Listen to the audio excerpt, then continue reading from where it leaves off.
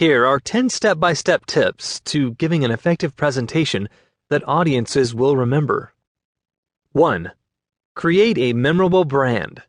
For example, my website layout, colors, icons, and data layout are all congruent with my presentation material. You need to blend your brand ID throughout to be at the peak of professionalism. Be professionally consistent with your message and presentations. 2. Command attention. When I'm meeting with clients face-to-face, it's easy for me to command attention. I'm always in a suit and tie, my nails are manicured, my shoes are shined, and I have presence. I command attention when I walk into a room.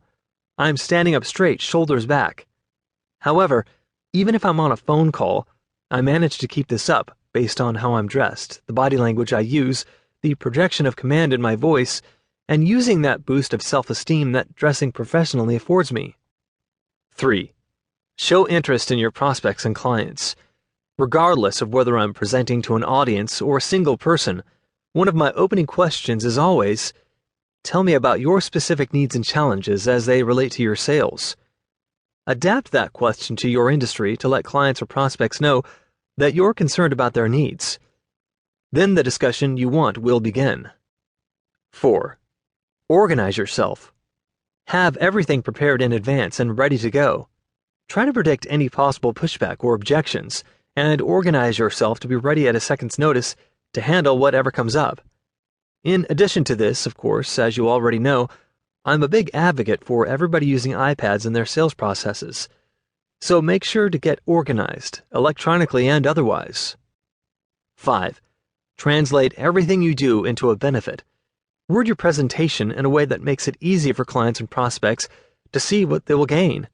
Explain every step in your sales process as, this is your benefit. This is your solution. Clients and prospects will pay attention to this. Your audience isn't buying that particular product or service.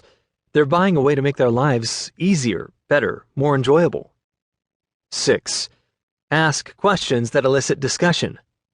While on a particular coaching call, a client of mine made a big to-do about open-ended questions and closed-ended questions, a comparison that's discussed in most run-of-the-mill sales books. An open-ended question, of course, requires discussion, while closed-ended questions usually elicit a yes or no answer. However, you should know this. The salespeople who are getting up in those intimate zones don't worry about an open-ended question or closed-ended question. Regardless of the kinds of queries they use, they're habitually having good discussions with their clients, which is what you need to do.